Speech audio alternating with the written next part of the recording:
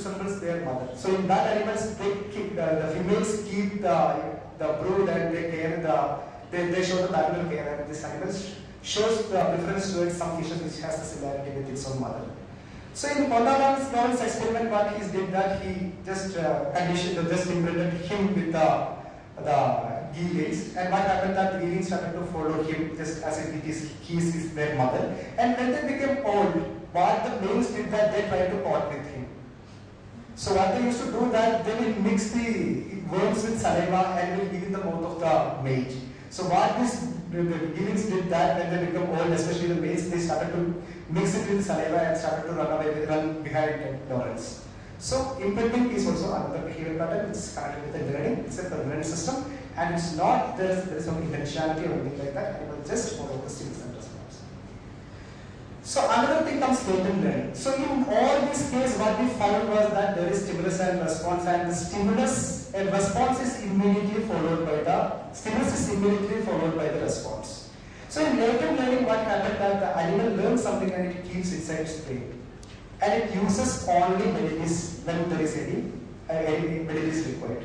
So you can see the same thing in the latent learning from invertebrates, especially arthropods. Just like you will have seen the aquatic arthropods, they show latent learning. They explore their habitat and they keep note of the positions where they can hide.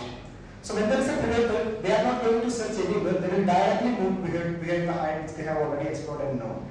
Same thing you can see in fishes also. They even show the latent learning capacity. In many cases what they do that against our expectation, they will show the learned behavior which they have learned earlier during other experiments. So here previous learning remains latent or hidden. So up to this, what we were doing is that we were just following stimulus response pattern and we were following behaviorism. So what happened that in the end of the year in which Wolfgang Kohler published a paper on the insight learning in animals. So what happens that from this onwards, or from these studies onwards, there started to come behaviors which cannot be explained simply using association or all the systems which we were explained up to this. So what Kohler's experiment, that also people maybe know because it's a standard text experiment, but just to brush up memory. So as you know, the chimpanzee fused two poles to get the banana. So here the thing is that there is no association and the chimpanzee hasn't seen this behavior earlier. So what it did that it has a mental image of the one pole and it has a mental image of another pole and it fused and it got this.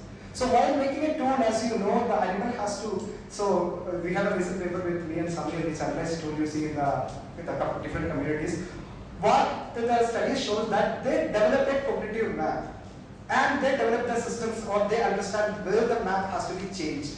So just like a simple system or just like a microscale approach, they are perceiving the environment as a symbol and they are making alterations, and as an insight it comes into their mind in inverted comma again that can be used to do some jobs.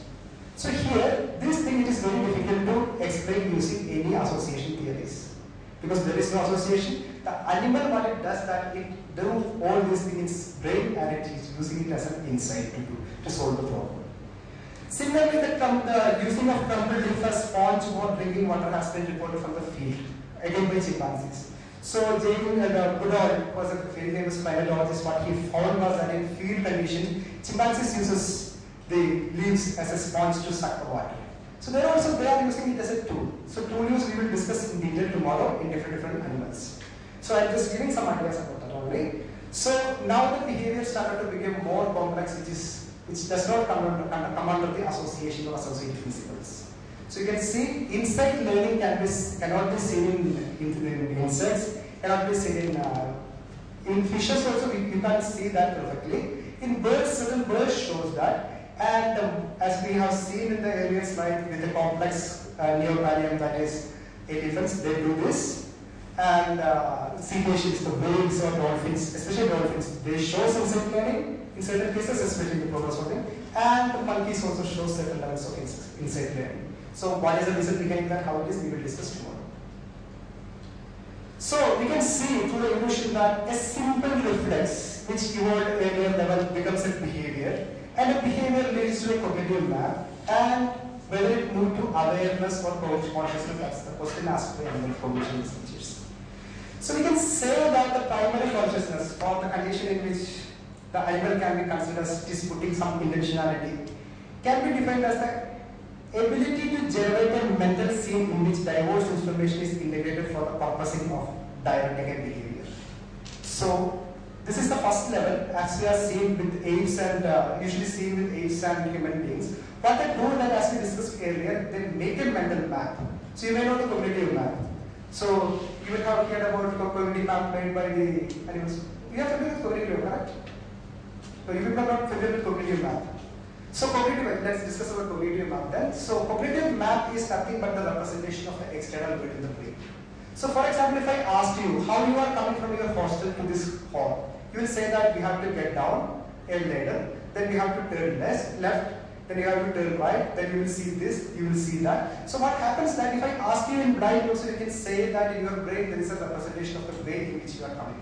So there are two systems they are using. Either they go for, the animals go for egocentric map formation, or they go for the landmark based map formation. As we move forward through the evolution, you can see that most of them uses both things. So that in egocentric thing, what the animal does that, they will learn with the keeping their body as a axis. So you are saying that it is my left, it is my right, it is my north, it is my something like that. In the case of other case, that is landmark, you will use the landmarks. So for migration or for homing, most of the animal uses this cognitive map. As we said in the earlier slide, the cognitive map is formed using smell also in the case of dog. They smells different smells and the variation. And as we discussed earlier, Riley White has discovered that the European pigeon uses smell map for the homing.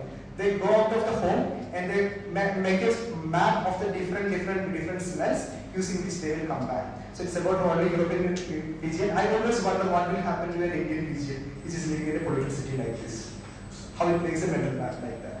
So there are cultural variation also for that. So the mental map is formed like that. So different species using different system uses different thing for making the mental map. So as we discussed in the earlier slides, it's nothing but the representation of the external world into its mind, and the animal can integrate or remove or turn or do whatever it like inside the mind, and it can avoid many trial and errors. So there comes a question, what a benefit this cognitive map gives to the animal means that it does not have to do many trial and error. It can do the trial and error in its head, which is known as functional evaluation. So as you know, if you analyze the emotional decision-making systems, you can see that this functional evaluation is a process at which animals starts to make complex decisions. So inside the mind itself, you can make the combinations and you can find what is going to happen, and if it is a dangerous one, you can avoid that. So next level, what happened that this system started to develop an awareness of internal and external stimulus. So similarly, it is developing an external map. It develops an internal map also. All of us know that we can feel pain in our hand. We will say that it's pain in the hand. So this can be connected with the semantic self, or is an expression of self. So what happened that the animal gets the awareness of internal and external state. That's known as sentience. So the sentience, or the primary level of cognitive ability, we can see from animals from mollusks towards advanced organisms like human beings. It's very difficult. There are studies which shows that the sentience-like things, just like pain, hedonic state, pleasure, other affective states or motivational affective states, it's very difficult to see in animals below the cephalopods. They will not be doing that much. So it moves to, the primary consciousness is moved to sentience now. So from sentience it moves to declarative representations, just like language and all that things. That is the major things we will be discussing with the human cognition. So after that, our exploration through the evolutionary system is reaching at the end. And the other thing along with that you have to learn is social learning. So with all these things, what happened that animal copies many behavior.